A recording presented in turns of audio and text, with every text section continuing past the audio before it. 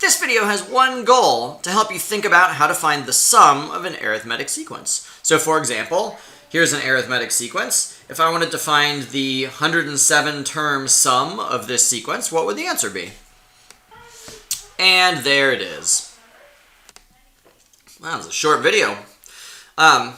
So as with so many things in math, you can obviously look up a lot of these answers, and it's pretty straightforward to apply them, but that's not very useful because you forget them all immediately. So I think the main goal for you is to understand a couple of things, like how could you have gotten this on your own, like why does it make sense, and that would be the goal of this video. Okay, so as the last spoiler slide, implied, we actually want to be able to solve this problem in general. So not a specific example like this, but this version of the problem, where everything is completely general. So we don't know what the terms are, or rather the terms are represented by constants, and there's n terms like that. So let's start with a simple one that will show you a neat trick, and also has a charming, if probably apocryphal, story behind it. Once upon a time, there was a mathematician named Carl Friedrich Gauss. And when he was very young, his teacher thought he was causing trouble and wanted to keep him busy. So she said, go off into the corner, Gauss, because all mathematicians are called by their last names. She said, go off into the corner, Gauss, and tell me what is the sum of all the numbers from 1 to 100? Because she's thinking that's probably going to take him a long time to figure out. And he comes back very, very quickly with the answer, and here's how he does it. It's using something called the Gauss trick. So here's the idea. Rather than adding up the numbers one at a time, you can group them so that there's a pattern that makes it easier to do the sum. So 1 plus 100 is 101, and then 2 plus 99 is 101, and then 3 plus 98 is 101. So as long as I'm adding pairs like this, each new term going this direction adds 1, each new term going this direction subtracts 1, so that's why the sums are always constant. And then I just have to figure out how many of those do I have. I've got 101 and 101 and 101, and I've got 50 of those. How do I know there's 50? Well, there was 100 terms. It's an even number, so that should divide into two groups of 50. I've got 1 to 50 and 51 to 100. If you're feeling like you don't want to do this in your head, don't immediately jump to your calculator. 101 is 100 plus 1. 50 times 100 is 5,000, and then 50 times 1 is 50, so that's 5,050. Very nice. So that's the Gauss trick. You might be thinking, well, that's all really good, Mr. D, but that only worked because there were an even number of terms. What would happen if I only was going to 99? Now there's an odd number of terms, and they don't evenly divide into pairs. I'm going to have a middle element left over. Let me show you a different version of this same trick that sidesteps this fiddly business about evenness and oddness. Alright, so here's the same trick again. This is French, meaning again, sort of. What was I saying? Alright, so let's call S the sum. So I'm going to write the sum a second time, only this time I'm going to write all the terms in reverse order. So 99, 98, 97. Alright, there we go. And now I'm going to add these two sums up. On the left-hand side of the equal sign, I've got now twice the sum that I want to find, because S is the sum I want to find. Here, if I add vertically, that's the same thing as pairing them, right? So I've got 1 plus 99 is 100, 2 plus 98 is 100, and so on. And then at this end, 98 plus 2 is 100 and 100. Only now I don't have to think so hard about is it even or is it odd, because I know that the number of 100s I have is the same as the number of terms I started with. So there's 99 terms here, so I know this must be the same as 99 terms, each of which are 100, and that's twice my sum. Therefore, my sum is 99 times 100 over 2. Cool. You might not be having your head up for this kind of thing, but this is very, very close to that spoiler that we started with. In fact, well, here, hold on. Let's do the same thing in general. So I've got a sum of a series that goes from the first term to the nth term. I'll write that same series again, but now the terms are going backwards from the nth to the n minus first to the second to the first. Let's add them up. maybe you can see where this is headed. So here I've got a1 plus an, and here I've got, and here I've got, oh, well, a2 plus an minus 1. Well, this trick seems to be failing, right? Because all these pairs aren't the same. However, if we assume that this series is actually an arithmetic series, we know that each of these pairs has to be the same. Here's why. Whatever amount we added to get from the first term to the second term, we have to subtract that same amount to get from the nth term to the n minus first term, right? If I'm adding d every term, and now I want to go backwards in the series, that's like subtracting d. So if I have a1 and an, and then I add d, and then I subtract d, I should still have a pair that's equal to a1 plus an. And now the rest is the same. How many of those pairs do I have? It must be n of them, because I've got n terms that are all getting added up. So I've got n times a1 plus an, and that's twice my series. And so my series should be n over 2 times a1 plus an. This step might have seemed a little shifty to you, and that's okay. Let's go through again a little bit more explicitly, and you'll see how it works out. So let's write out the general arithmetic series. I'll start with a starting value a1, and then I'll add d to that, and then I'll add another d to that, and another d, and so on. So I left this part blank because this requires a little bit of thinking.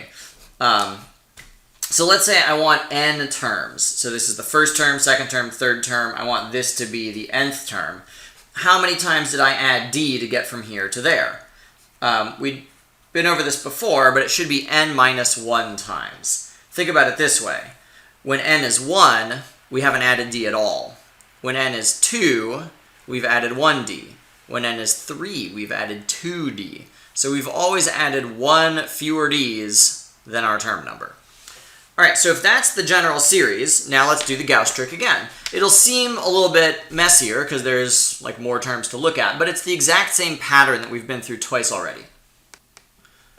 All right, well, this probably would have been better if I could have written more terms out in the middle, but I would definitely encourage you to write down a couple of terms from the middle here.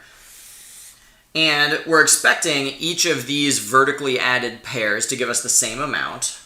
I've got 2 times my sum, and here I've got a1 and another a1. So this is my last term, right? It came from here. So I've got a1 plus that whole thing is going to give me 2 a1s plus n minus 1d. And then the next set over, this term plus the term that I didn't write, which would be a1 plus n minus 2d's, those should give me the same amount. Ditto. And so on. And then at this end, we've got the exact same amount. So the constant sums that I'm getting here have a kind of a gross expression, but hopefully you see why they should always be the same. Let's go ahead now and divide by 2. And you might think, well, this equation does not look as nice as that spoiler equation. How many of these do I have? I have, n of these. So I added this thing to itself n times. So I've got this thing times n, and then I divided by 2. So you might be thinking, wait a minute, that does not look the same as this. That looks nice. This looks less nice. But realize this. So here I've got 1/2. Instead of writing 2 times a1, let's write a1 plus a1, because that's the same, plus n minus 1d. And that's all times n on the outside. So actually, let me move the n up here, because I'm running out of space. So here's the equivalence. This is a1, as you can see. This whole thing here is an. It came from here. So really, I do have a1 plus an divided by 2 times n, which, there we are, which was the same as the spoiler equation. So if you're thinking, oh, that seems like some messy algebra, I'm just going to memorize the thing and apply it. Cool, but I think you'd feel really proud if you could rederive this yourself, like to know that you could work your way through the messy algebra. And you know me, I'm going to jump at the opportunity to try and have you do that the earliest chance I get. So give it a try. Let's do it one more way. Let's do it one more way. Only this time it will be geometric. So let's say I'm trying to find the sum 5 plus 6 plus 7 up to 11.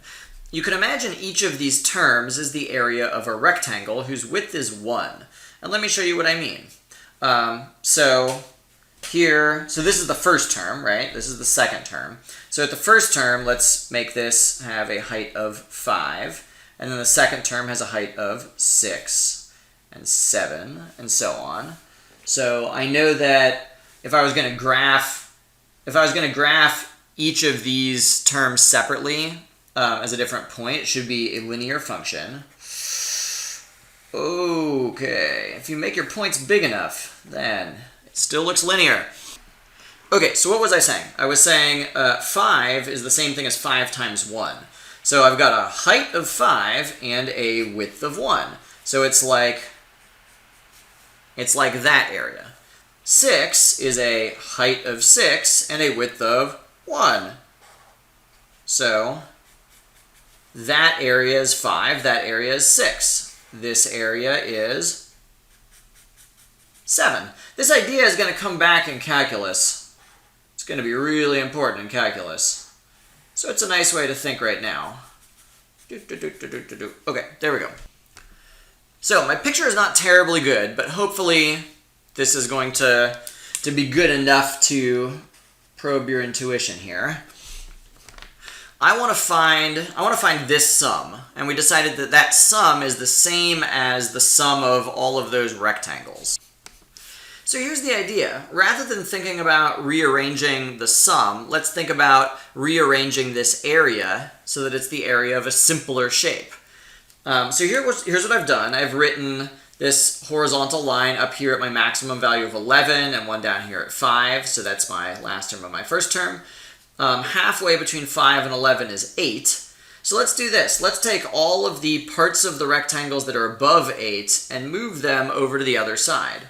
So how tall is this? This goes from 8 to 11, so that's a height of 3. So if I was going to pick that piece up and move it over here, 5 plus 3 gives me 8. So this piece is now gone, and it's actually taken me to there. And same thing here. Here I'm going from, let's see, 8 to 10, because it's 1 less than 11. So that's 2. And then here I'm at 6, and that additional 2 is taking me up to 8. So in other words, for every rectangle on this side that's going above 8, I can take that addition, that extra part above 8 and move it, and it will perfectly fill in there. So once I'm done, what I'll have is a whole bunch of rectangles whose height is exactly 8, and I've removed these parts. So I've got a height of 8 times whatever all these widths are. And it looks like that goes up to n. So there's n of them, 8 times n. So how does this play out in general? If I've got a general series, first term up to nth term, I can apply the same steps. Let's imagine first I'll find the value that's halfway between a sub 1 and a sub n. What is that? So here's a sub 1, here's a sub n. Exactly halfway in between must be the average of those two. So that's a sub 1 plus a sub n over 2, because that's how you write the average. Ah, very telling. We've seen that before. So if we're imagining the same trick where we remove the parts of the rectangles that are above that mid value and we add them back in over here, then what we end up with is a rectangle whose width is n, because that's the width of all of these up to n, a sub n. I shouldn't write a sub n, sorry. It should be n minus 1 and n, because here I'm naming the term numbers, not the values of the terms. Okay, so sorry, so the width here is n, and then the height here is the average value of the first term and the last term. So what happens when I find this rectangular area? It's just width times height. So that's n times a1 plus an over 2. Oh, hey, huzzah! And that was, where'd I put it? Hey, there it is again. We've seen it again. Same. So as usual in math, there are lots of ways to think about these things. It's nice to have a flexibility in thought where you can use different approaches to think about the problem, because next time the problem might be a little bit different, and maybe thinking about it geometrically is going to be easier, and maybe thinking about it using the Gauss trick is going to be easier, and maybe you got to work your way through some messy algebra. So I'd encourage you to try and be able to reproduce on your own some of these results. And then, of course, try the practice problems. Okay, good luck, everybody.